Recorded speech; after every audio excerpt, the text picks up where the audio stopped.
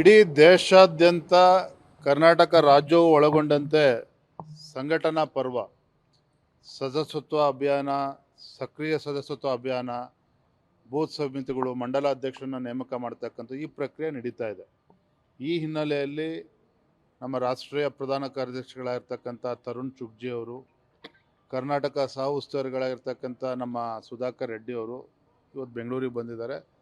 ಜಗನ್ನಾಥ್ ಭವನದಲ್ಲಿ ನಮ್ಮ ಕಚೇರಿಯಲ್ಲಿ ಬೆಳಗ್ಗೆಯಿಂದ ಸಂಜೆ ತನಕ ಕೂಡ ಈ ಸಂಘಟನಾ ಪರ್ವ ಸಂಬಂಧಪಟ್ಟಂಗೆ ಸಭೆಗಳು ನಡೀತಾ ಇದೆ. ಇದು ಬಿಟ್ಟರೆ ರಾಜಕೀಯ ಮತ್ತೊಂದು ಏನೂ ಇಲ್ಲ. ಖಂಡಿತ ಆ ಥರದ್ದು ಏನೂ ಇಲ್ಲ. ಆ ಥರ ಅಭಿಪ್ರಾಯ ಸಂಗ್ರಹಣ ಮಾಡೋದಾಗಿದ್ದರೆ ರಾಧಾ ಮೋಹನ್ ದಾಸ್ ಅವರು ಬರ್ತಾಯಿದ್ರು. ಅವರು ಕರ್ನಾಟಕದ ಉಸ್ತುವಾರಿಗಳು. ಇವತ್ತು ನಮ್ಮ ರಾಷ್ಟ್ರೀಯ ಪ್ರಧಾನ ಕಾರ್ಯದರ್ಶಿಗಳು ತರುಣ್ ಚುಗ್ ಅವರು ಇವ್ರು ಬಂದಿರತಕ್ಕಂಥದ್ದು ಕೇವಲ ನಮ್ಮ ಸಂಘಟನೆಯ ಸೀಮಿತವಾಗಿ ಸಂಘಟನಾ ಪರ್ವ ದೃಷ್ಟಿಯಿಂದ ಬಂದಿದ್ದಾರೆ.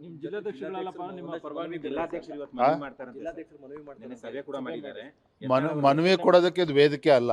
ಇದು ಸಂಘಟನಾ ಪರ್ವ ದೃಷ್ಟಿಯಿಂದ ನಡೀತಾ ಇರ್ತಕ್ಕಂಥ ಸಭೆ. ಅವರ ಸಮಸ್ಯೆಗಳು ಅಥವಾ ಅವರ ಅಭಿಪ್ರಾಯಗಳು ಕೊಡ್ತಕ್ಕಂಥ ಕಾರ್ಯಕ್ರಮ ಇವತ್ತು ಅಲ್ಲೇ ಅಲ್ಲ. ಇದು ಸಂಘಟನೆ ದೃಷ್ಟಿಯಿಂದ ನಡೀತಾ ಇರ್ತಕ್ಕಂಥ ಸಭೆ. Thank you.